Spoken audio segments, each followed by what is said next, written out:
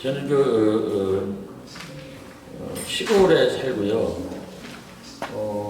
키도 이렇게 작고 모자 쓴 것도 이제 미안한데 머리가 빠져서 우리 집사람이 모자 벗는 것이 안 좋겠다 그래서 지금 안 벗고 있는 거고요. 여러분들은 다 마스크를 쓰고 있는데 또 난 또 마스크를 벗었네. 그러니까 안 쓸 건 쓰고 벗지 않을 것을 벗었는데 앞에서 얘기하는 사람이니까 그러려니 해주시기 바랍니다. 저는 앉지 않습니다. 영국 촉담에 세우는 푸대에 곡식이 많이 들어간다 그런 말이 있어요.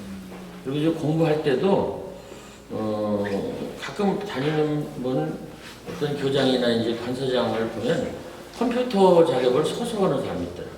그래서 컴퓨터를 세워가지고 그리고 듣기로는 우리 다산 선생도 자기 키에 서서 이렇게 하실 만큼 이렇게 따로 책상을 마련해서 서서 글씨 쓰시고 서서 못 깔고 책 읽고 그러셨다는 말을 어디서 들은 적이 있는데 서서 하는 게 좋습니다. 근데 그렇다고 여러분들 보고 수시라는 건 아니에요. 여러분들 앉으시는 것이 정상이고요. 마이너입니다. 저는 여러 가지로 신체적인 조건이나 환경, 태생 이런 거, 직업, 학력도 저는 고등학교 졸업하고 선생을 19부터 시작했습니다. 다시는 더 대학이나 이런 데 가서 공부하지 않겠다 이렇게 하고 결심하고 그렇게 했었는데 어쩔 수 없이 중간에 교감도 되고 교장도 되고 그래서 하는 수 없이 통신대학도 했고 교육대학도 했는데 그건 뭐 30살 넘어서 하는 거니까 저로서는 학력이 될 수가 없지요.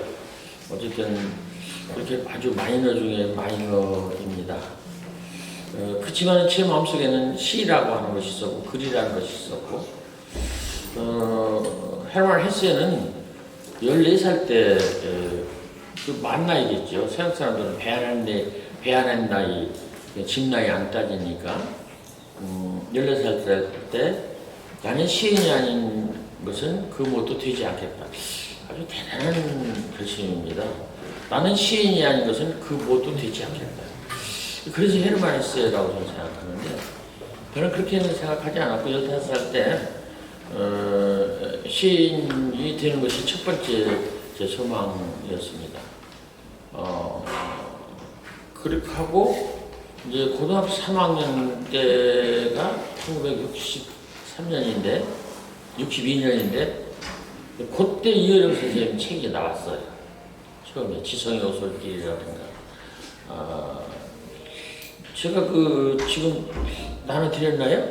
글? 네, 오면서 쓴 글인데 진짜요? 네, 오면서 제가 차 안에 쓴 글인데 우리 한 선생님이 그걸 잘 해서 이렇게 드렸는데 거기는 하나의 나뭇잎이 흔들릴 때라고 되어 있는데 제가 보니까 저 흙 속의 바람 속에 그 책을 제가 제일 처음에 샀던 것 같아요. 그게 1963년 제 고등학교 3학년 때 놀랍죠. 아주 놀랍습니다. 그 문장이 매우 시적이고 매우 시적이세요. 특히 66년도에 나온 하나의 나뭇잎이 흔들릴 때 이 문장은 그대로 시예요. 그대로. 요즘은 시인들이 어떻게 그냥 난 참 마음에 안 드는데 제일 나쁘게 이런 거죠. 산문 같은 시를 쓰는 읽으면 이게 산문인가 시인가 헷갈리는 그렇게 해서 저는 얘기합니다. 그렇게 해서 책이 팔리겠느냐? 그렇게 해서 책이 팔리겠느냐? 물론 찐팬들이라든가 화장을 진 사람이라든가 정말로 열렬하게 지지하는 사람은 사겠죠. 근데 저는 시는 시 같아야 된다고 생각해요. 뭔지는 모르겠어요. 시는 시가 돼야 됩니다. 그게 제 얘기가 아니고 우리가 어른들도 계시는데 공자님 말씀이잖아요. 군군 신신 부부 자자. 임금은 임금 같고 신하는 신하 같고 신하가 임금 같으면 나라 망합니다. 부부 자자라. 아버지는 아버지 같고 아들은 아들 같아요. 아들이 아버지 같으면 그런 집은 망하죠. 그렇잖아요. 아들이 아버지 같고 아버지가 아들 같으면 그 집안 망하지 않겠어요. 그래서 그런데 선생님 책을 읽고 뭐 놀랬죠. 그 당시 또 그 지금 현존에 계신 김영수 선생의 그 사랑과 영혼의 대화, 고독에 이르는 병, 뭐 이런 책들이 나와서 젊은 우리들, 그러니까 청소년 시기에 저희들한테 많은 자양분을 줬습니다. 그러면서 저는 그래서 할 때 시인이 되겠다 그런 생각을 하고 시인이 되는 것이 첫 번째 소망이었습니다. 두 번째는 이쁜 여자한테 장가가 왔다. 나는 지금도요 꿈을 꾸면 그 세 가지 꿈을 꾸는데, 첫째는 50세 넘어서 60세가 가까운데도 장가를 못 간 애가 있어요, 꿈속에. 저는 29살에 장가 갔거든요. 그리고 또 하나는 교직에서 교감까지는 했는데 교장을 승진을 못하고 정년 퇴직이 내년이라고 하는 사람으로 내가 나와요, 꿈속에서. 저는 교장 8년이나 했거든요. 그러니까 그 결혼하는데 저희한테 무슨 그 데미지가 있었고 승진하는데 그게 있었는 거예요. 요즘에는 가끔 좀 덜 나오시는데 어머니가 출연하셔가지고 이렇게 저한테 보여주세요. 근데 꿈속에서 어머니를 보면 제가 이제 어머니 말년에 한 것이 돈 드리는 것밖에 없었거든요. 그럼 용돈 드리는 거. 내가 뭐 할 게 없어요. 내가 어머니를 위해서 해드릴 게 아무것도 없어요. 그래서 꿈속에서도 돈을 좀 드리려고. 옆에 이제 누이 동생이 있어서 조그만 돈 드리고 이 한쪽에 어머니 드리려고 봉투에 있는 돈이 있었는데 막상 찾아보니까 돈이 없는 거예요. 그래서 막 해가 타는 거예요. 그러다가 꿈에서 깨요. 그럼 막 부르르 하면서 야, 나는 꿈속에서 어머니를 만났는데 어머니한테 좀 돈이나 좀 드렸어야 되는데 돈을 못 드리고 그 왜 돈이 조금까지 있던 돈이 왜 없어졌어? 아, 참 인생이라는 게 그렇게 꿈속에서나 생시에서나 아주 골치 아픈 거예요. 그래가지고 깨면은 생각을 하지요. 그래도 꿈속에 서 만난 어머니가 이제 얼굴빛이 좋아 보이셔서 아, 여기서는 병고로 힘들고 어려우셨지만 거기 가서는 그래도 편하실까 보다 그런 생각으로 위로를 받고 합니다. 세 번째는 제가 그 공주 사람이 되는 것이 꿈이었습니다. 제가 이제 15살 때 공주에 갔는데 서천 사람인데 공주가 좋았어요. 공주가 좋다니까 제가 왕자라는 건 아니고 공주가 좋았어요. 정말로 자연이 좋고 사람이 좋았고 그래서 꿈은 세 가지를 꾸고 제가 그것을 가슴에 간직하고 지금까지 살아 있습니다. 시인이 되고 싶었는데 71년도에 시인이 됐는데 그것과 부족합니다. 정말로 좋은 시를 쓰고 시인으로 살아야 돼. 그렇지 않고서는 그냥 데뷔했다고 해서 그 시인들은 아니에요. 아주 중요한 건요, 내가 시를 쓰는 시인이면서 다른 사람들이 다 너는 시인이야 라고 시인해줘야 돼. 그럼 그 동의, 시인 인정, 자기를 인정하는 행위, 자발적인 시인으로서의 자기 행위가 있어야 되고 다른 사람들의 너의 동의가 있어야 돼요. 저는요 그걸 굉장히 고맙게 생각합니다. 그러면 그런 동의가 있으려면 시를 어떻게 써야 될까요? 아까 군군 신신 부부 자라 그랬으니까 시 이렇게 써야 돼. 시는 시해야 된다. 그렇다고 시시하다는 얘기가 아니고 시 이렇게 써야 돼. 시 문 그래야죠.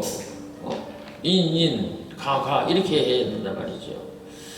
그래서 저는 그것이 참 마음속에 힘든 바가 있었습니다. 뭐 아까도 그 시를 봤습니다만은 우리 미담 선생 시를 내가 뻔따지 않았겠어요? 박목원 선생 시를 내가 뻔따지 않았겠어요?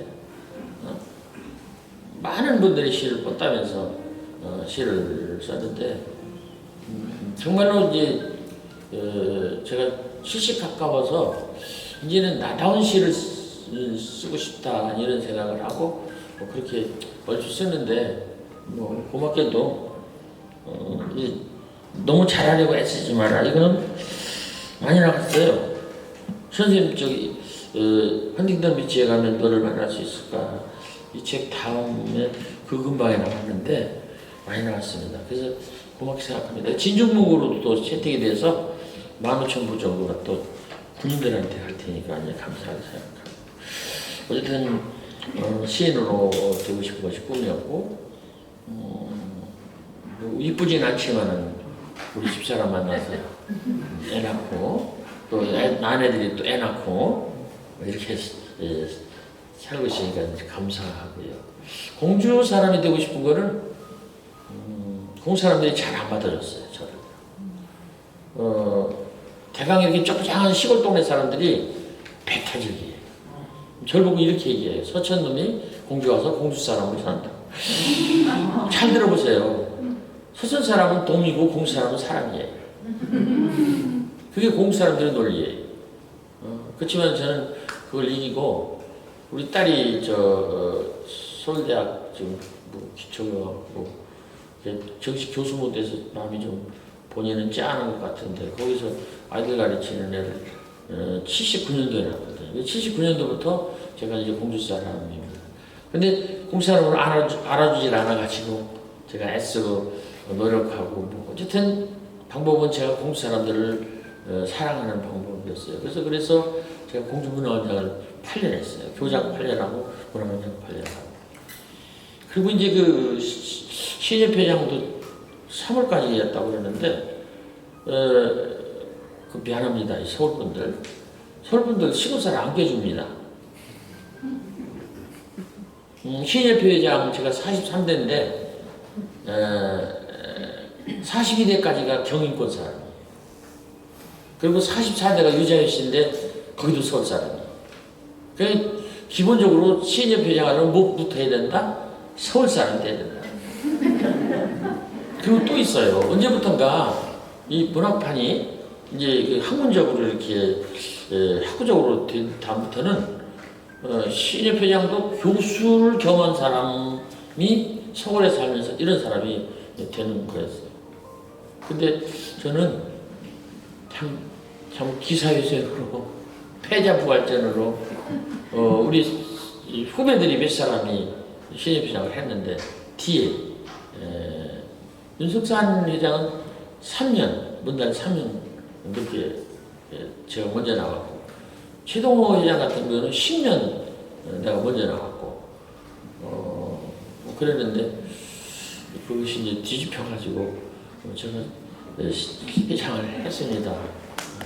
회장을 했는데 그게 우리 김남주 선생님께서 애를 쓰셔주셨고 오세영 제가 부회장을 그분 밑에서 오세영 밑에서 했는데 그분들이 이제 추천해주고 뭐 쉽게 말하면 밀어주셔서 제가 시인협회장을 했어요.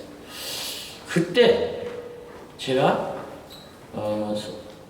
회장님 선생님 어떻게 하시나 자리가 없어서 김준수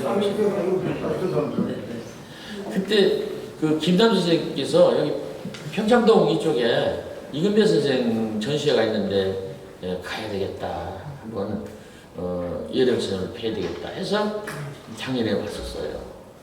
저는 우리 이혜령 선생하고 맞는 게 하나도 없습니다. 하나도 안 맞아요. 저는 시쓰지요. 그분은 평론하시죠. 그분은 서울 사시죠. 저는 시골 살지요. 저는 초등학생이죠. 대학 교수님이시죠. 그럼 맞는 게 하나도 없어요. 저는 대학에서 나온 적도 없지요. 서울서 이렇게 잠깐 왔다가 이렇게 있질 않고. 근데 오히려 79년도에 공주 와서 난 우리 딸이 이런 선생을 여러 번 뵀어요. 그러니까 이제 제가 이혜령 선생님과 인연은 딸보다도 못한 거지요.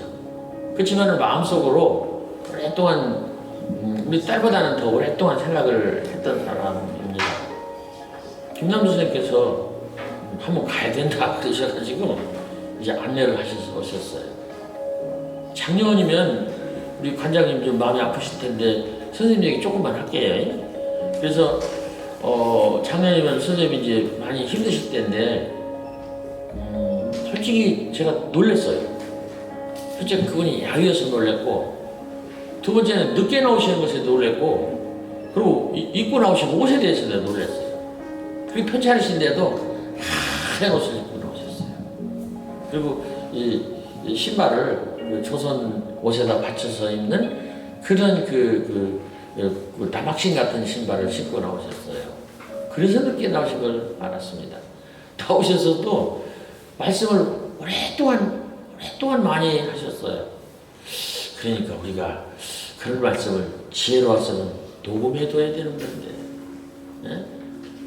놀랍게도요, 그 박무곤 선생님 목소리가 많이 남아있지 않습니다. 우리 이혜령 선생님 목소리는 12권에 많이 남아있다고 그래요. 책 10권, 20권만큼 남아있다고 그래요.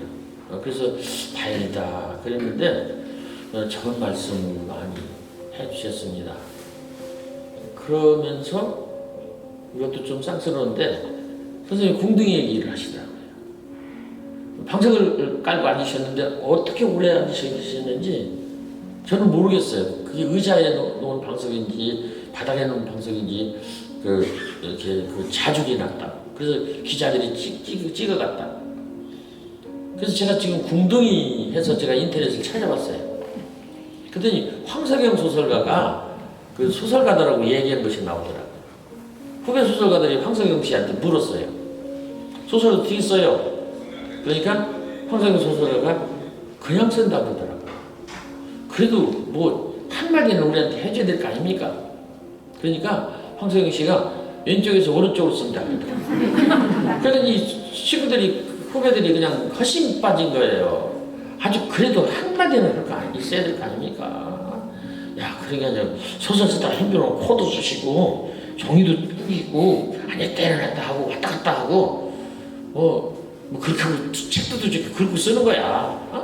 뭐 이렇게 하기도 하고 담배도 피우고 말이지 쩝쩝대기도 뭐 그렇게 하고 쓰는 거야. 그러니까 그래도 한마디 하셔야 될 거 아닙니까? 그러니까 황석영 씨가 하는 소리가 그래요. 궁둥이를 쓴다 이거든. 너 놀랬어요. 그래서 지금 어제도 내가 구미에 가서 들었는데 궁둥이 얘기가 거기서 나오더라고요. 또 황석영 씨는 말로 한 거고 이혜령 선생님은 실천을 하신 거예요. 그래서 돌아가신 뒤에도 책이 폭발적으로 이렇게 나오는 거죠. 그래서 저는 이혜령 선생님하고 진짜 아무것도 맞는 게 없는데 그래도 이렇게 왔다 갔고 그런 말씀을 들어서 15살 때부터 그때 그 기억 16, 17 그때의 기억과 함께 이혜령 선생님이 얼마 안 되는 짧은 기간이 좀 마음속에 오래 남아 있었습니다. 이혜령 선생님이 이제 임종하셨다는 얘기를 듣고 굉장히 많이 충격을 받았습니다. 뭐 제가 이혜령 선생님 뭐 친척도 아니고 제자도 아니고 그렇습니다만은 제가 이혜령 선생님보다도 딱 11살인가 적습니다. 제가 지금 나이도 지금 78세인데 내가 진짜 78세인가 보다. 그렇게 먹으면 안 되는 건데 제가 78세예요. 만으로 제가 희수예요. 그렇게 되면 안 되는 건데. 두고라는 분이 곡광이라는 시를 7연율시인데 쓰시면서 인생 70 고래희 그러셨어요. 거기서 이제 고희라는 말이 나왔거든요. 곡광이라고 하는 당시에 인생 70 고래희다. 인생이 사람이 살기를 70까지 사는 것은 옛부터 드문 일이다. 이렇게 거기서 이제 고래희에서 레자 빼서 고희 그리고 이제 그 70이 두 개 겹치니까 77이니까 희수 그리고 이제 이혜령 선생 사시고 가신 그 연수 88세는 미수, 쌀미자를 보면은 8하고 10, 8. 그래서 파자에서 쌀하고 88하고 관계가 있긴 있대요. 쌀을 하나 만드는 데는 농부의 관심과 손길이 88번이나 필요하다. 그래서 쌀미자를 만들 때 옛날 분들이 그렇게 만들었다는데, 어쨌든 저도 소원은 선생님만큼만 살았으면 좋겠다. 지난번 저희 집사람도 아산병원에 입원했고, 저는 뭐 일주일, 2주일이 멀다 하고 병원에 갑니다. 조금 나이가 젊으신 분들도 기다려보세요. 눈 아프지요, 배 아프지요, 밥 안 맥히지요. 근데 저희 코 헐었어요, 여기 지금요. 코에 그 알러지가 또 이렇게 나이 먹으니까 생기는 거. 막 콧물 줄줄 나오지, 재채기 나오지. 요즘은 차 타고 다니면서 재채기도 못해요. 재채기하면 눈치 보인다고. 기침은 더 못해요. 그래서 참 나이 먹는 게 참 불편하다. 근데 우리 집사람이 그러더라고요. 저보고. 저 장가 갔다고 했잖아요. 저 집사람이 하는 소리가 이렇게 10년만 더 살았으면 좋겠다. 이 집에서 당신하고 제 말이 똑같아. 이 집에서 옮기지 말고. 참고적으로 제 집은 제가 위키주의에 나가서 유재석한테 밝히기를 8천만 원이라고 했습니다. 어떻게 32평인데 8천만 원이냐. 시골집이고 오래돼서 그래요. 우리 딸아이 5학년 때 이사를 갔었거든요. 우리 딸아이가 소원이 그 하얀 신발장이 있는 집, 그리고 수세식 변소가 있는 집, 푸세식이었거든요. 걔는 화장실을 안 가려고 그랬어요. 화장실이랑 뭐 이상한 것이 있으니까, 푸세식이니까 냄새나고. 그래서 걔 5학년 때 이사를 갔는데 뭐 5년 정도 사는 것 같아요. 우리 집. 그러니까 달랐지요. 근데 저희한테는 그 집이 진짜 좋습니다. 절대로 이사 안 갈 거고, 공사하는데 세력으로 많이 빨리 들어가거든요. 그래서 저는 그런 생각이 전혀 없어요. 세력에 갔다가도 다시 와야지. 어쨌든 미수, 희수, 그 선생님을 작년에 뵙고 많이 이제 그전에는 책으로만 뵙던 멀리 계신 선생님이었는데, 이제 가까이 이제 내 마음으로 이렇게 배웠던 선생님으로.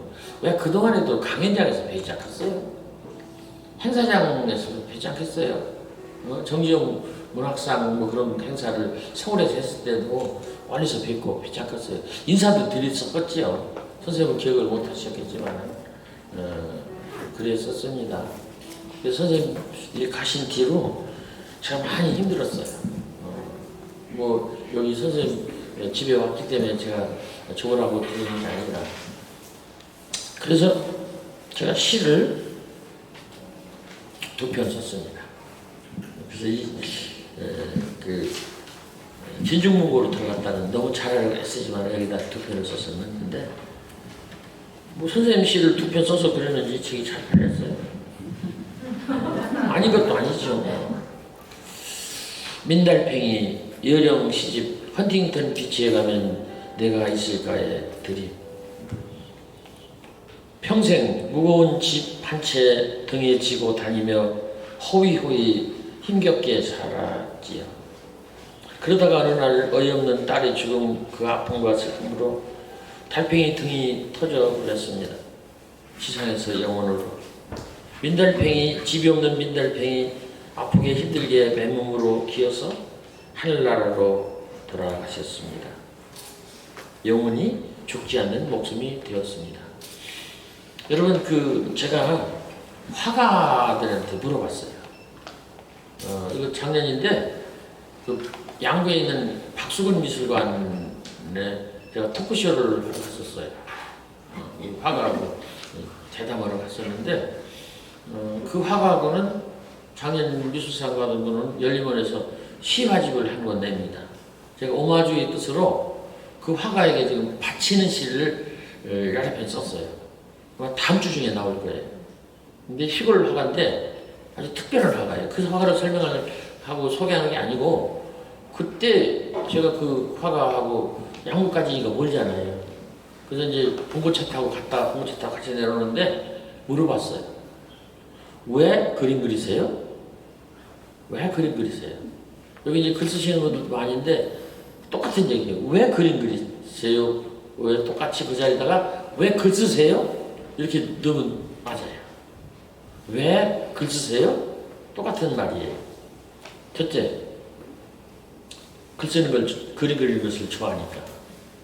아닐지도, 맞을지도 몰라요.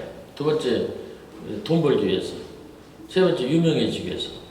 네 번째, 심심해서. 또 거기에 대해서 재주가 있으니까. 끝으로, 오래 살기 위해서. 근데요, 끝으로 오래 살기가 정답이에요. 저 생각할 때는. 조준 선생 말씀 중에 생전 부귀요 사후 문장 이런 말씀이 있어요. 생전 부귀요. 살아있을 때는 생전, 살아있기 전에는 부귀요.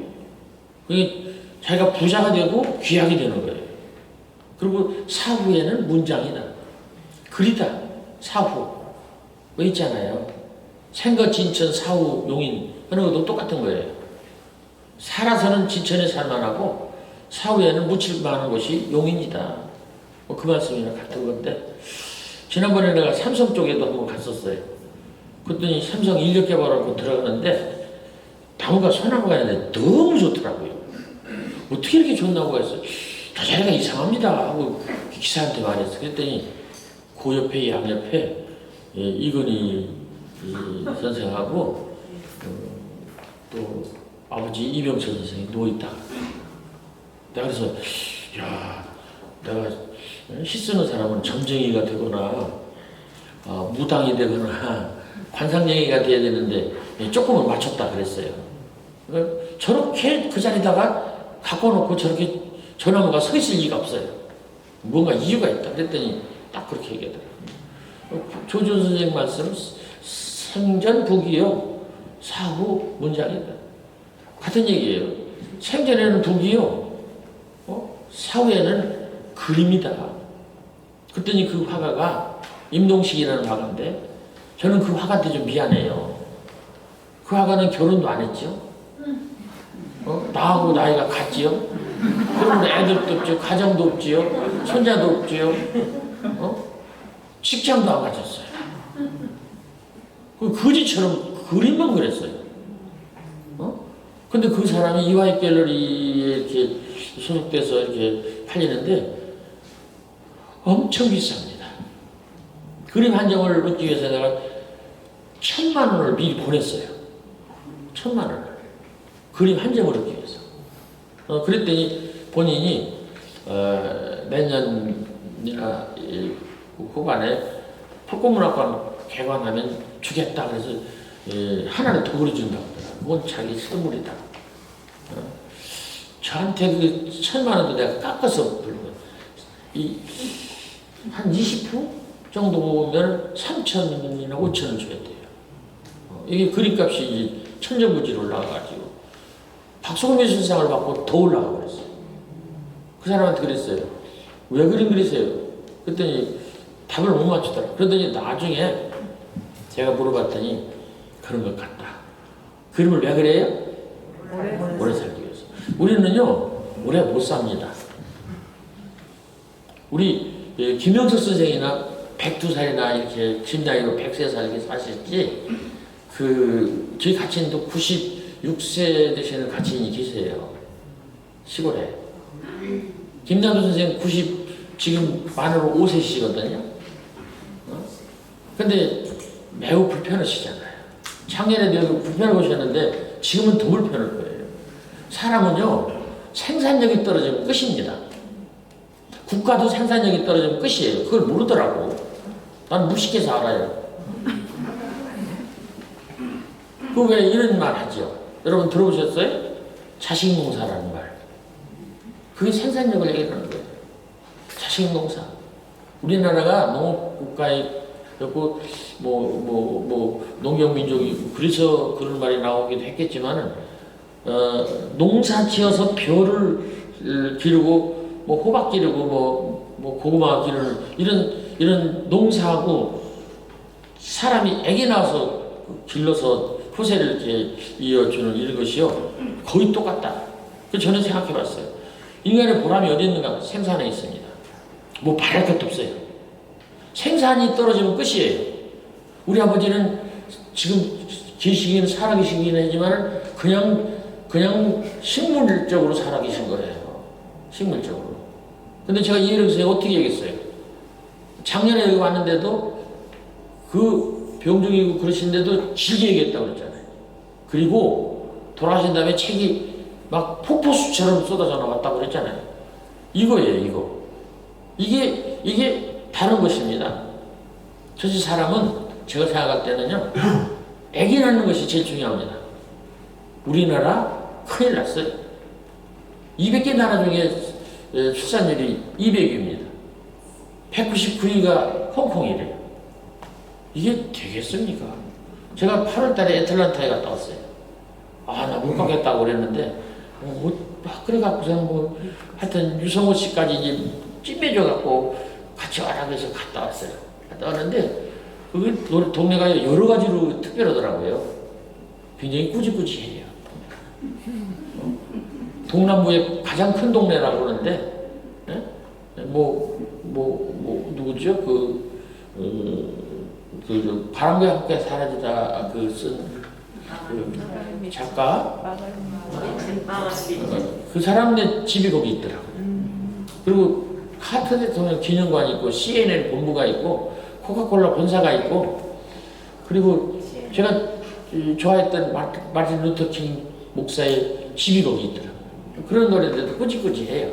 꾸지꾸지한데 놀라운 건 젊은 엄마들이 물론 이쁘지 않습니다. 잘 차립지 않았어요. 애들을 3명씩 끌고 다닙니다. 데리고 다닙니다. 길거리. 그래서 제가 생각했어요. 이 쌍놈은 나라인데 이 미국 나라 쌍놈입니다. 앞으로 얘기하나 뒤로 얘기하나 쌍놈이라고 생각하는데 나더라도 우리나라보다 좀 늦게 망한다. 생산이 없으면 국가는 끝입니다. 저는 그렇게 생각해요. 어떻게든지 생산을 해야 돼. 최고의 인간의 공로는 자식을 낳는 거예요. 그래서 키우고. 어쨌든 그런데, 그 다음은 농산물을 생산하는 거죠.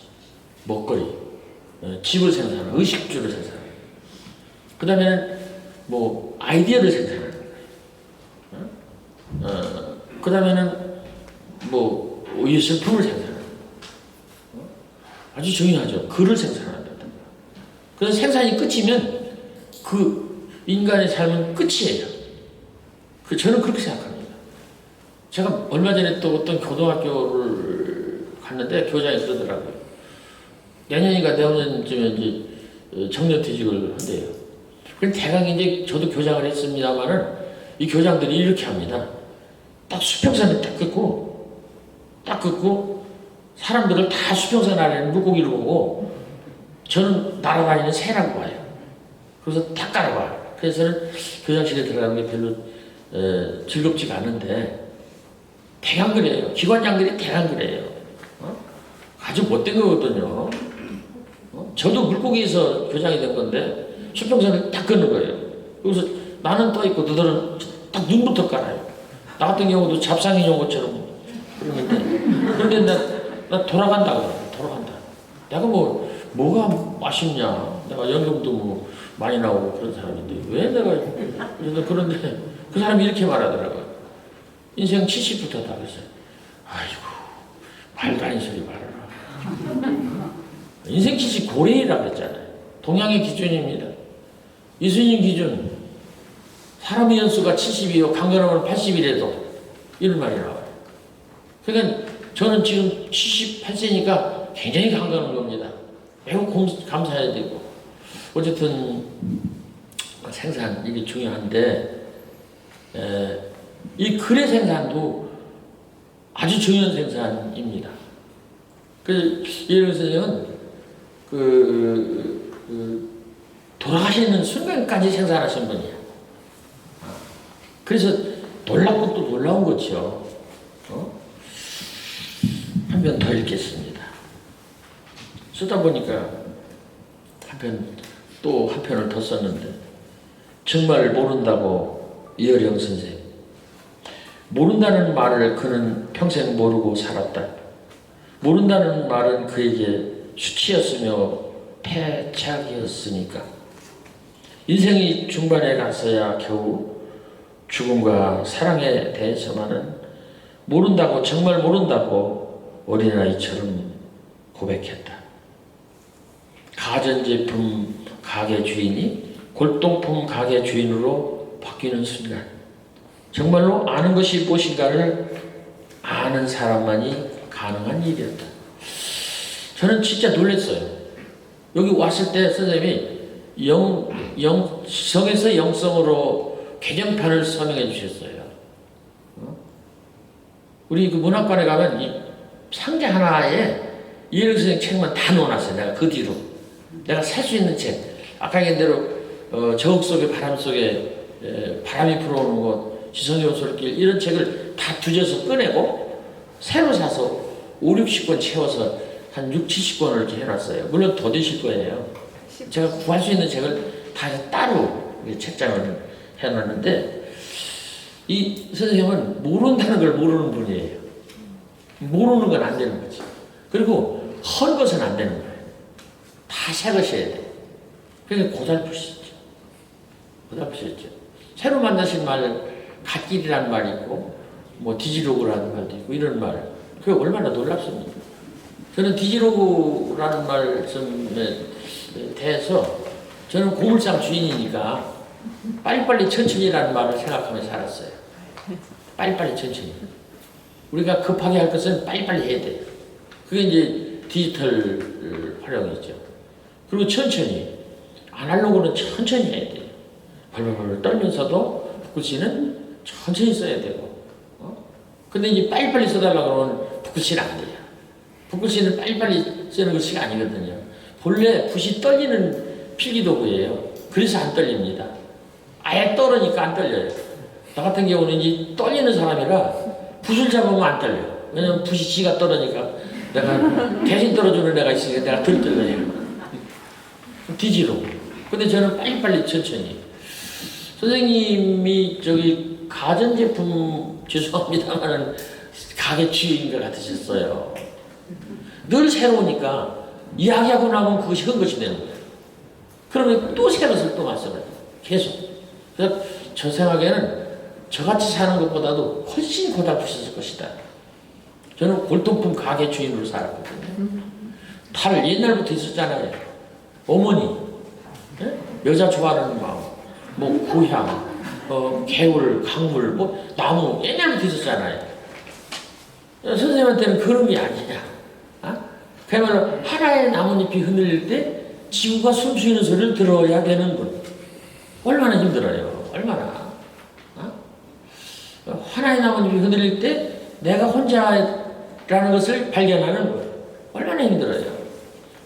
그리고 올림픽 때 그 굴렁쇠 아이를 이렇게 등장시켜서 그 고요와 어떤 움직임과 이것을 한국의 그 정신을 세계인에게 그냥 한눈으로 보여주십니다. 그렇죠. 그런데 그분이 막판에 보물장사 주인이 되셨어요. 그러니까 그게 지성에서 영성이라고 저는 생각하고 무신론자의 기도라고 생각하고 헌팅턴 비치에 가면 너를 만날 수 있을까라고 생각합니다. 이 책을 사서 읽었죠? 아닙니다. 출판사에서 왔어요. 일본에서 이렇게 정정해서 왔는데 이걸요, 저 책을 저는 빨리 읽는 편이거든요. 한 3일, 4일 정도 읽었어요. 저는 바빠요, 제가요. 왔다 갔다. 그냥 개울 구경도 해야 되고 자전거도 타고 돌아다녀야 되고 사람들 많은 인사도 해야 되니까 바쁜데 책을 읽을 시간이 없으니까 침대에서 누워서 아니면 앉아서 꼭 30분에서 1시간 반 꼭 읽고 삽니다. 그 시간 아니면 제가 책을 읽을 새가 없어요. 그래서 아주 제가 있는 책이 거기 있어요. 제 집사람이 그거는 안 치우는데 이걸 며칠을 두고 읽었어요. 읽다가 말고 못 읽겠어요. 왜 그러냐면 선생님이 글이 아버지의 마음으로 쓰셔서 그래요. 저도 아버지잖아요. 저도 우리 딸의 아버지잖아요. 그래서 내가 우리 딸한테 전화를 했어요. 너 빨리 사서 봐라. 이제 빨리 사서 보고 동아일보에다가 빨리 써라. 걔가 한 10년째 씁니다. 남인의 삶인 시가 있는 삶, 그걸 이제 동아일보에 토요일마다 써요. 그게 1년치기로 계약을 했다는데 이 10년을 채우자고 그래서 10년을 한다고 했다. 처음에는 신경질 버럭버럭 내더라고요. 근데 요즘에는 끊을까봐 걱정인가 봐.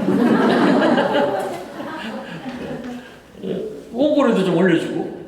그리고 또 제가 얘기했거든요. 야야, 너 어려서부터 아버지 봤지?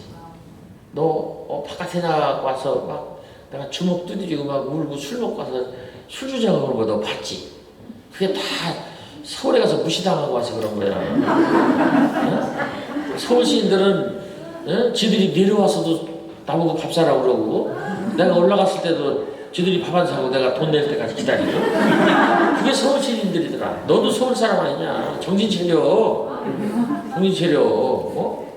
그리고 저 이 땅에 저 시골에 묻혀서 그냥 이렇게 그냥 술만 쉬고 있지만 마음속에 너희 아버지처럼 집에 들어가서 술 먹고 주먹질하고 막 하면서 혼자서 이러는 그런 많은 시인들이 있어.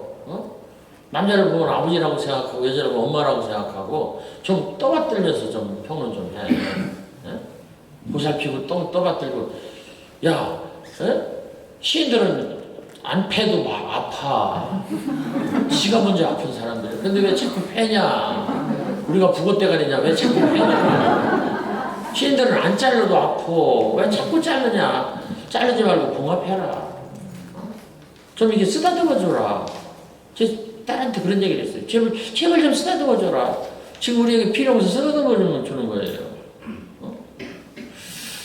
그래서 그런지 제가 10년 이제 채운다고 그래요. 그래서 제가 기록 세워라. 10년. 네 기록 못 깰 거다. 제가 비록 서울대학교 정식 그 학부 교수는 못 되고 강의 교수로만 있지만 그게 가기가 어렵습니다. 그 담당한 전공원 교수가 죽어야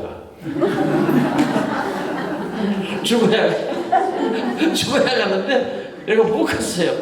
그러니까 또 누가 그러더라고. 혹시 아냐 기다려봐라 그러더라고. 아이고야, 이 인생이에요. 그 자리에 딱 하나 있으니까 그 사람이 빠져야 들어가는 거예요. 의자가 딱 하나 있으니까. 우리 회장님 느껴오셨지만은 관장님이 딱 의자 하나를 준비하셨기 때문에 그 자리에 들어가신 거예요. 한 번씩은 뒤에 서 계셔야 돼요. 아이고. 그래서 그 책을 사서 우리 딸아이가 저희 딸하고 봤답니다. 중학교 다니는 애한테. 그래서 앞에 서문을 읽었대. 서문. 이 책 서문 기가 막히게 좋습니다. 제가 이제 열림원 그 주간 김현정 씨한테 들은 얘기인데 선생님이 직접 써주신 게 아니고 불러주신 겁니다. 그렇다고 그래요. 맞을 겁니다. 그것도 한 번 부르는 게 아니라 여러 차례 부르셨대요. 힘드셔서. 선생님 다 됐는데 서문이 없습니다. 써주시죠. 어렵다 이거죠. 그러면 말씀이라도 해주세요. 근데 여러 번 이제 오랫동안 이걸 받았을 거예요. 읽어볼게요. 서문. 네가 간 길을 지금 내가 간다. 그것은 아마도 너도 나도 모르는 영혼의 길일 것이다. 그것은 하나님의 것이지 우리 것이 아니다. 진짜 훌륭한 문장. 이걸 저희 딸하고 지가 읽었대요. 우리 딸이. 그랬더니 그 딸이 시집을 탁 놓고 가면서 누가하고 헤어졌는가 봐. 그걸 글에다 썼더라고요. 그런데 나는 누군가가 누군가를 만나는 가는 것이다라고 저는 읽었다. 이게 전혀 달라요. 이게 이제 시 읽기입니다. 하나님은 누구하고 헤어져서 이런 문장이 나왔나? 물론 사모님이다마는 이렇게 얘기를 했고 그 엄마는 아니야. 지금 누군가가 누구를 만나러 가는 길이다 이게. 그렇게 이야기를 했다고 그래요. 특히 이 문장 마지막에 있는 이 시집 이름이 된 이 문장 헌팅턴 비치에 가면 내가 있을까? 헌팅턴 비치에 가면 내가 살던 집이 있을까? 내가 돌아와 차고문을 열던 소리를 들을 수 있을까? 내가 운전하며 달리던 가로수길이 거기 있을까? 내가 없어도 바다로 내려가던 하얀 언덕길이 거기 있을까? 바람처럼 스쳐간 흑인 소년의 자전거 바퀴살이 아침 햇살에 빛나고 있을까? 헌팅턴 비치에 가면 네가 있을까? 아침마다 작은 갯벌에 오던 바다새들이 거기 있을까? 짧은 문장이에요. 근데 나는 이걸 그냥 한 번에 읽기가 어렵더라고요. 우리 딸도 여기서 막 울면서 썼다고 그러더라고요. 그래서 다행이다. 응? 그래도 시를 읽고 울면서 그 평가를 글을 썼으니 다행이다. 그런 생각을 했습니다. 매우 감사한 일이고 고마운 일입니다. 선생님은 여기 계시지 않지만은 분명 우리들과 같이 계신다고 생각합니다. 저는 아까 애틀랜타 갔다 왔다는 얘기를 했는데 가는 길에 그 델타 항공을 탔어요. 근데 되게 재미없었어요. 안에서 주는 기내식도 재미없었고 그리고 그 스튜어디스가 안 이뻐서 재미가 없었어요. 그리고 스튜어디스가 마스크도 안 쓰고 막 그냥 남자 같은 여자들이 왔다 갔다 해갖고 약간 위축감이 있었어요. 그래서 올 때는 기를 쓰고 칼기로 바꿨습니다. 그랬더니 얼마나 기분이 좋은지 모르겠어요. 여자들이 얼마나 이쁜지 뭐 기분이 좋은 거예요. 우리나라 여자들 진짜 이뻐요. 아이고야, 얼마나 좋습니까?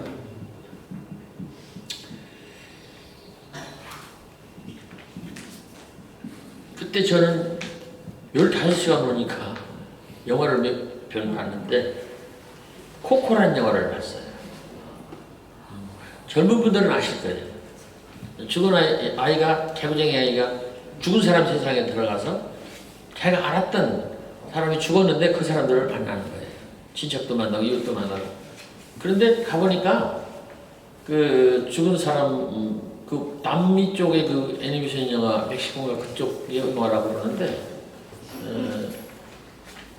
이 세상에서 잘 살았지만은 죽기 전에 이 세상 사람들이 이 얘기도 안 하고 생각도 안 해주고 사랑도 안 해주고 기억도 안 해주면 저쪽 세상에 있는 사람이 더 폭삭망해서 재가 돼서 없어져 버린다 이거예요. 근데 이쪽 세상에서 계속 사랑해주고 기억해주고 그런 사람은 저쪽 세상에서 싱싱하게 잘 사시는 거예요. 즐겁게 잘 사시는 거예요. 그런 얘기예요. 번역이 안 돼서 잘은 뭐 확실하게는 몰랐어도 내용이 그거더라고요. 그래서 저는 생각했어요. 우리나라 사람들이 그래서 1년에 한 차례씩 돌아가신 분 제사 지내고 2차례씩 차례 지내는 게 아닌가. 적어도 돌아가셨지만 우리 어머니를 1년에 3번은 불러내서 어머니 제가 생각합니다. 어머니를 기억합니다. 어머니가 계실 때가 참 좋았어요. 이렇게 함으로 어머니가 거기서 제가 생각하는 마음 그 응원을 에너지 삼아서 거기서 그래도 잘 사시는 게 아닐까. 제가 어머니 꿈속에 봤더니 얼굴이 좋아서 용돈은 못 드렸어도 그래도 마음이 그래도 편안했다고 그랬잖아요. 그렇잖아요. 저는 놀랐어요. 그 코코란 영화도 이야기만 들었는데 일부러 이제 제가 애니메이션을 선택해서 봤습니다. 그렇죠. 선생님은 돌아가셨지만 돌아가신 것이 아니다. 더군다나 끝부분 한 10년 넘게 지성에서 영성으로 책을 쓰시면서 하나님을 영접하셨으므로 하나님께서 잘 그분을 안위해 주실 것이라고 생각합니다. 저는 원칙이 신차고 여러 가지로 모자라고 죄를 많이 짓는 사람이에요. 십계명 제가 아팠을 때 십계명을 우리 집사람을 불러다가 제가 다시 맹세한 적이 있었거든요. 꼭 지키겠다고. 거짓말을 하지 않겠다. 뭐 간음하지 않겠다. 나는 그 대목이 제일 걱정스러워요. 그 여자 생각만 해도 쳐다보고 어떻게 해도 간음이라고 하는데 그게 과연 가능할까? 텔레비전에 그렇게 이쁜 여자들이 많이 나오는데 눈이 안 돌아가? 돌아가지요. 그리고 문학관에 가면 그냥 막 또 젊은 여자들, 또 학생들까지도 말이죠. 아니 중학교, 고등학교 애들이 나를 안아준다니까요. 그래서 막 벌컥 안고 보고 싶었어요. 야 그러니까 내가 가슴이 울컥해요. 네가 나를 언제 봤다고 보고 싶어. 배가 그런 애들일수록 좀 살이 쪄 있어요. 이게 왜냐하면 좀 요즘엔 좀 살이 찐 애들이 자존감이 떨어지는 것 같아요. 난 참 마음이 아파요. 관리가 된 집안 애들은 다 빼빼 말라 있어요. 근데 이제 관리가 안 된 애들은 그래요. 우리 집도 애가 두 집안이 있는데 한 집안에는 그렇게 생각하고 한 집안은 안 그렇게 생각했어요. 마음이 아파요. 제가 저 어딘가 단양을 간 적이 있어요. 단양. 중학교를 갔었는데 애들이 다 이렇게 생겼어요. 물어봤더니 거기가 그 관광지잖아요. 그래서 할머니만 있는 아이, 엄마 아빠가 없는 아이, 아버지만 있는 아이. 요즘엔 또 이상하게 엄마들이 나가. 옛날에는 아버지들이 나갔는데. 그 백석 선생의 시 보면 석벌처럼 아버지가 나간 걸로 나가는데 여성이라는 시에 보면 그런데 요즘엔 엄마들이 나간단 말이지. 참 큰일 났어. 좋은 게 우리 집사람하고도 지난번에 밥 먹을 때 여보 우리가 젊었을 때 이혼했으면 어떻게 됐을까? 그랬어요. 우리도 이혼한다는 말을 안 했겠어요. 했지요. 특히 우리 집사람이 했지요. 제가 속색이니까. 근데 물어봤어요. 만약에 우리가 갈라졌으면 우리 애들은 누가 키냐 그랬더니 네가 키지 그러더라고. 아니 무슨 소리냐. 내가 아는 젊은 애들은 다 보면 여자들이 들고 키더라 했더니 그건 네가 몰라서 그래. 그건 그 여자들이 돈벌이가 되는 것이고 나는 돈벌이가 전혀 안 되니까 못 킨다. 절대로 놓고 나갈 것이다. 그러면 난 어떡하냐. 애 둘 데리고 하나는 손잡고 하나는 없고 너를 찾아야 될 텐데 어떡하냐 나는 도대체 어떡하냐. 얘가 커서 이제 좀 중학교 들어가고 뭐 이렇게 할 때는 난 또 어떡하냐. 얘가 또 시집가고 장가갈 때는 난 어떡하냐. 그러니까 우리가 싸우긴 했어도 안 해주길 잘했다. 전혀 헤어진 적이 없는 두 사람이 제가 가슴이 되게 마음이 아팠어요. 그리고 다행스러웠는데 관리가 되는 집안 애들은 그래도 애들이 잘. 그 뒤로요. 제가 조치원 세종시에 이제 홍익대학교 부설 고등학교 애들이 와서 강연하는 그 캠프장이 있었어요. 거기 가봤더니 걔들은 다 관리가 돼서 그냥 그렇더라고요. 그래서 되게 마음이 아팠어요. 홍익대학교 쪽 관리되는 애들 우리 딸네 집이고 관리 안 된 고수동굴 근방에 사는 단양 애들은 우리 아들네 집인데 이걸 어떻게 할까? 이걸 어떻게 하면 좋니? 근데 이 관리가 안 된 애들이 저를 덥석 붙잡고 보고 싶었어요. 내가 마음이 아파요. 여럿이서 무리지어 피어있는 꽃보다도 혼자 두셋이서 피어있는 꽃이 도란도란 의처로울 때 있다. 두셋이서 피어있는 꽃보다도 혼자서 피어있는 꽃이 더욱 당당할 때 있다. 너 비록 오늘 혼자서 꽃으로 이렇게 피어있을지라도 너무 힘들어하지 말아라. 제가 한 5, 6년 전에 제주도 규일중학교에 갔을 때 2학년 아이가 저를 덥석 안아주면서 이 시를 읽어주더라고요. 누가 쓴 거냐 했더니 선생님 썼어요. 나는 그래 쓴 적이 없는데 맞아요. 선생님 썼어요. 그래서 집에 와서 내가 찾아보니까 내가 쓴 거 맞다. 내가 시를 너무 많이 써요. 너무 많이 써서 그런 아이들한테도 그런 소리를 듣는데 어느 대목이 좋냐 그랬더니 마지막 대목이 좋다. 걔가 얘기를 해서 이 시가 좀 유명해졌어요. 너 비록 오늘 혼자서 꽃으로 펴있을지라도 너무 힘들어하지 마라. 고달프냐? 했더니 고달픕니다. 이렇게 얘기해요. 초등학교 애들한테 물어봐도 고달픕니다. 지금 큰일 났어요. 어쩌면 좋아요 이게. 우리가 너무너무 잘 사는 나라고 지금 좋아지는 나라고 편리한 나라고 그런데 고달프고 행복지수 뭐 작년에는 40등이더니 올해는 50등으로 떨어지고 출산지수는 200개 나라 중에 200등으로 떨어지고 아이고 왜 달러는 저렇게 많이 올라가. 내가 달러 통장이 있어요. 미국에 해외復興시인상을 주는 게 있어요 내가. 그래서 한 $10,000, $20,000를 바꾼 적이 있어요. 근데 올해 세금이 많이 나와가지고 우리 집 두 채를 팔을 만큼 세금이 나와버렸어요. 우리 집이 8천만 원이라고 했죠.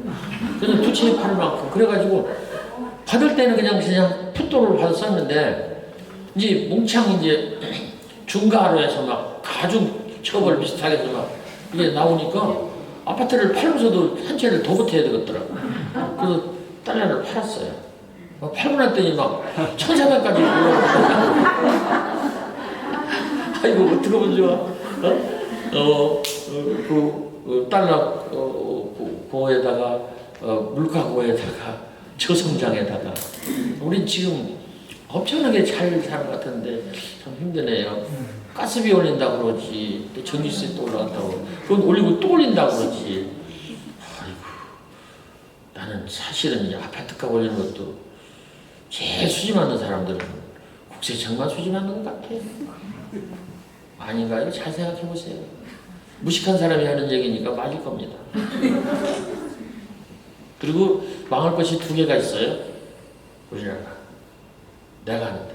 첫째로 아파트가 망할 것이고요. 두 번째는 대학교가 망할 것입니다. 대학교가 너무 많아. 너무 많아. 아니면 빵 굽는 것까지 다 대학교에서 배워야 돼요. 무슨 저 웨이터 연습하는 것도 왜 대학교 가서 배워야 돼요. 그게 뭐하는 짓이야. 어? 음식하는 것은 백종원이 따라 배우면 되지 않겠어요? 어쨌든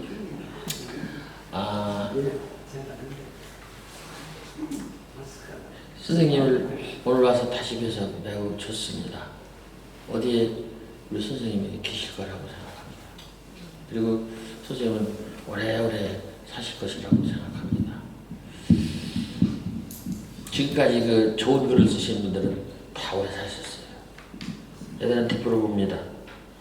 윤동주 선생은 1945년 2월 16일에 돌아가셨다니? 내가 어떻게 알아? 내 생일이 1945년 3월 16일이거든. 윤동주 선생하고 나하고 닮은 게 둘째 하나만 밖에 안 닮았다.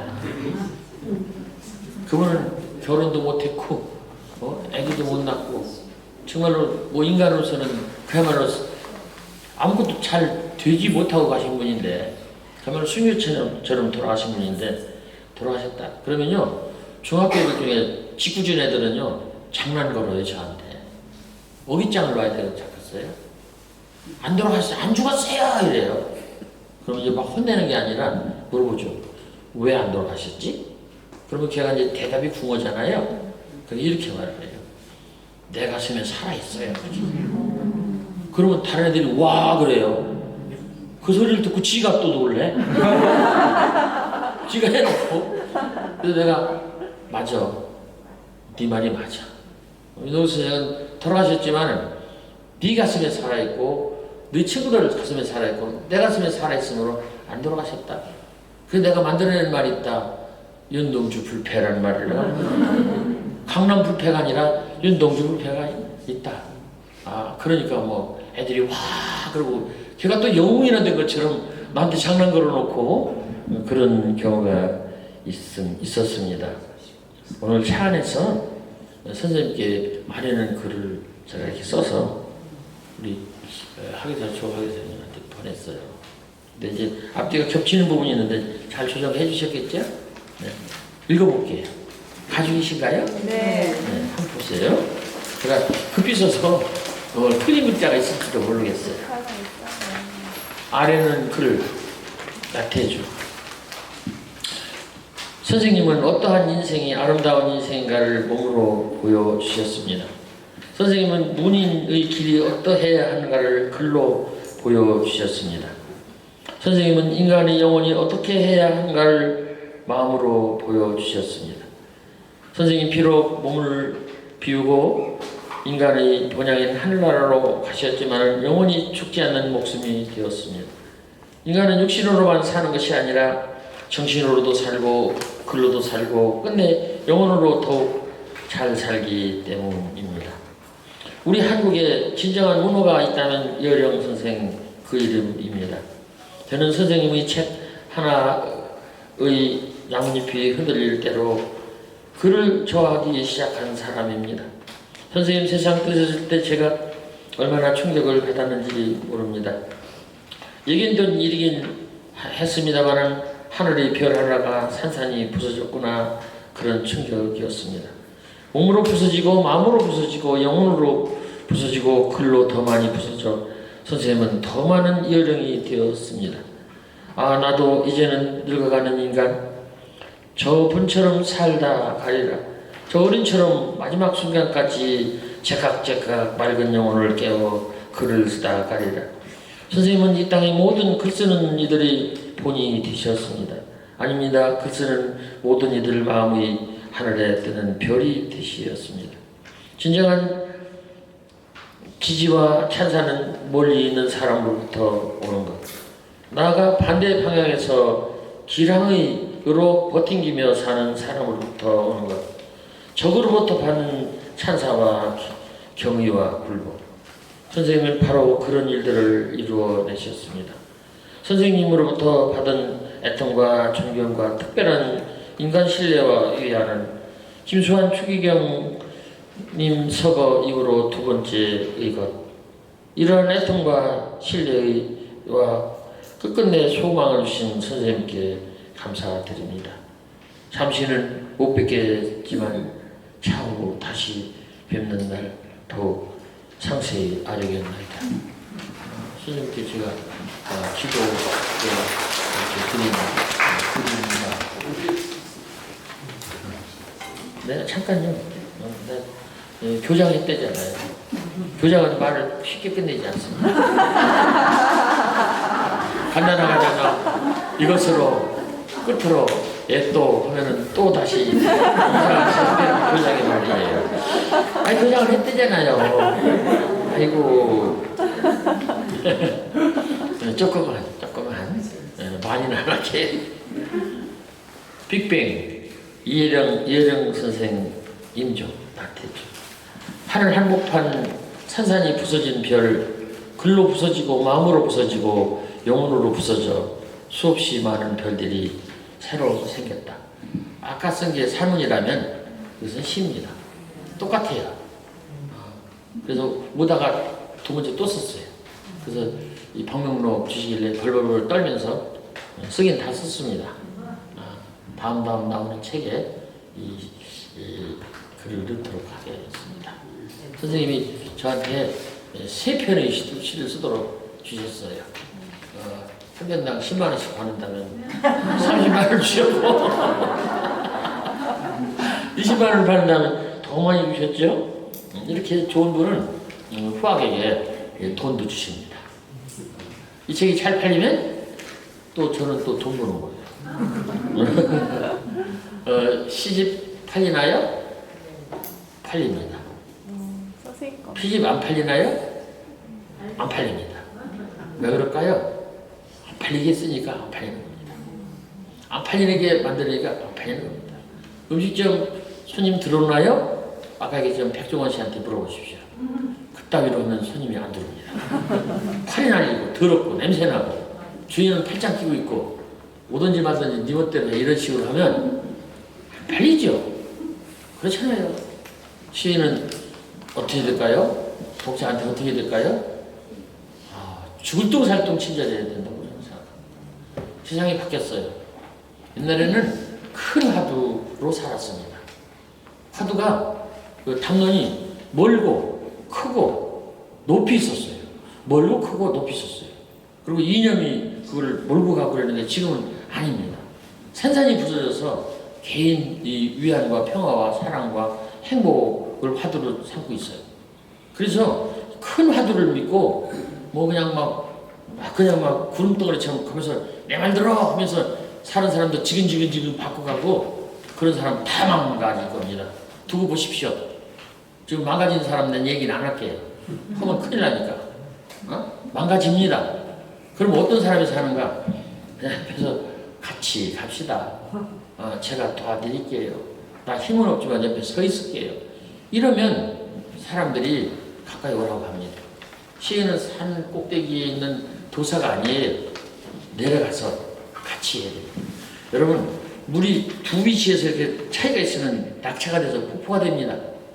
거기에는 아무런 물고기도 살겠지만은 생물체가 그렇게 자유롭게 살 수가 없어요.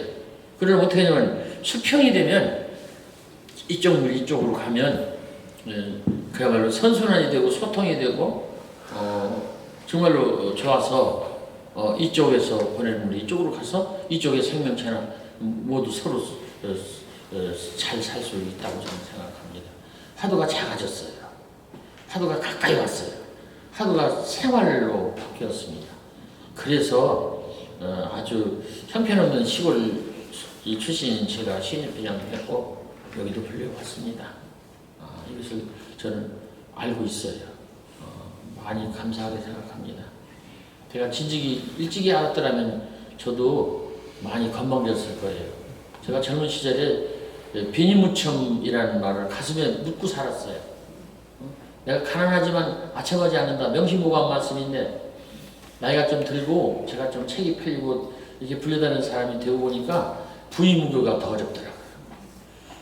부자이지만 교만하지 않는 것이 더 어렵더라고요. 자꾸 제가 교만해지고 싶어요. 강연도 대충 돈으로 때려잡아서 얼마 줘주면 가고 얼마 주면 안 가고 이렇게 하고 싶어요. 하면 안 된다고 저한테 경고를 해보고 싶습니다. 마지막으로요. 저하고는 전혀 다른 쪽에서 살았지만은 박노해 씨 편지 한 장을 말씀을 드리면서 말씀을 끝이게 해요. 작년 재작년에 시인협회장에 대해서 궁평동인가 어디에서 서울 시민을 위한 그 15분짜리 강연을 한 적이 있었어요. 그때 박노해 씨 전시회를 봤어요. 그리고 제가 거기다가 명함을 갖다 놓고 왔는데 그것으로 해서 연결이 돼서 그 사람이 나한테 집단 메일도 보내고 뭐 나도 책 보내고 가끔 자기 요즘에 세계 어린이들 오지 어린이들 얼굴 찍어서 사진 전시회를 한다고 또 하더라고요. 박노해 씨. 저는 박노해 씨하고 좀 달라요. 저는 양지에 살았고 감옥에도 가지 않았고 국가로부터 보상금도 받지 않았고 그 사람은 노동의 새벽을 100만 팔렸다는데 저는 꽃을 보듯 너를 본다는 아직 70만 부밖에 안 팔렸고 그 사람은 젊어서 유명해졌고 저는 이제 늙어서 허위허위 조금 알려지는 사람이고 많이 또 달라요. 그렇지만은 그 사람이 생각하는 시나 뜨거운 인간에 대한 생각은 좀 비슷하더라고요. 각설하고 박노해 씨의 편지를 읽어드릴게요. 짧아요. 제목은 나라가 망하는 길. 1. 젊은이가 고개 숙이면 나라가 망합니다. 2. 군인이 나약해지면 나라가 망합니다. 3. 지성이 오만해지면 나라가 망합니다. 4. 정치가 부패해지면 나라가 망합니다. 5. 언론이 거짓을 말하면 나라가 망합니다. 놀랍잖아요. 하나라도 안 맞는 게 있나요? 나는 진짜 다 맞는 것 같아서 걱정스러워요. 그래서 이 지성이 오만해지면 나라가 망합니다. 이걸 들으면서 강연료라도 너무 타치지 말고 강연을 다녀야 되겠다. 아니 200만 원 주고 50만 원 줄 때 저는 200만 원 주고 한 번만 가면 좋지 50만 원 주는 거 4번 가면 좋아요? 뻔하잖아요. 그래서 저는 강연을 이렇게 다닙니다. 가장 중요한 것은 시간이다. 그러니까 시간 약속만 해달라. 그래서 시간 약속하는 직원을 오래 채용했어요. 도저히 나도 글 써야잖아요. 잠도 자야 되고 그래서 했는데 제가 묻지마 강연을 합니다. 주제 안 묻고 거리 안 묻고 대상 안 묻고 그리고 강연료 안 묻고. 근데 아주 안 묻는 건 아니에요. 근데 일정 받아주는 사람이 묻기는 물을 거예요. 옛날에 부산도 30만 원을 갔는데 그건 조금 힘들었어요. 그래도 택시 타고 왔다 갔다 하니까 너무 힘들어요. 그렇고 우리가 정말로 좋은 곳에 잘 왔습니다. 우리 예령 선생님, 우리가 많은 예령 선생님에 대한 생각을 많이 하고 있으므로 지금은 더욱더 천국에서 건강하게 밝게 웃으시면서 명랑하게 잘 사실 것이라고 생각합니다. 여러분, 문학의 기능이 명랑성입니다. 부딪지 마십시오. 명랑성이라고. 윤동주 선생의 동시를 보면 첫 번째 특징이 명랑성이에요. 윤동주 선생 그 시대에 명랑했습니까? 그 명랑하지 않죠. 왜 명랑성이 필요했을까? 우월하니까 명랑성이 필요한 것입니다. 여기는 왜 붙였습니까? 어두니까 붙였습니다. 그래서 문학은 거꾸로 가는 거예요. 사람들이 필요한 쪽을 채워주는 거예요. 시집이 이렇게 두껍지 않습니까? 박문희 씨 올해 나온 당신의 하늘을 보아라는 시집은 500페이지. 잘 나갈까요? 잘 나갑니다. 이 책 300페이지 가까워요. 근데 요즘엔 소설책이요 250페이지 이내로 떨어집니다. 왜 그러냐? 아이들이 읽지를 못해요. 원하질 않아요. 그래서 옛날 그 대하소설 지금 고집한다는 거는요 정말로 바보 같은 짓이에요. 대하소설이 어디 있어요? 대하소설이 안 통합니다. 절대 안 통합니다. 똑똑한 출판사에서는요 산문도요 2페이지, 3페이지를 한 제목 하나를 걸고 2페이지, 3페이지 넘기지 말라고요. 2페이지에다 맞춰달라는 애들도 있어요. 딱 줄여갖고 2페이지 맞춰라. 그죠? 딱딱 이렇게 딱. 3페이지 넘어가도 골치 아프다. 뭐 그렇게 얘기를 하죠. 시는 한 페이지 넘어가면 어렵고요. 어쨌든 여기까지 얘기는 좀 그렇고요. 제가 하도 책을 많이 내가지고 그런 걸 좀 안 해요. 제가 작년, 재작년, 올해 2년 반 동안에 책을 55권 냈어요. 55권. 지금 출판사에 들어간 책이 한 10권 정도 있어요. 아직 지금 출판사에서 계속 눌러놔요. 좀 천천히 해줘. 천천히 해줘. 나 힘들어 죽겠다고. 내가 꼭 피팔아서 빵 사먹는 사람 같아. 내가 피팔아서 빵을 사먹어요. 미쳤지. 빵 먹고서 피를 생산해야 되는데 거꾸로 피 팔아서 빵 사먹는 사람처럼 이게 뭐 하는 짓이야 이게. 어쨌든 그렇습니다. 여러분 진짜 좋은 분 만났습니다. 저도 이제 문학관을 새롭게 짓고 운영을 해야 되는데 남은 시간 많이 배우도록 하겠습니다. 여러분 들어주셔서 감사합니다. 고맙습니다.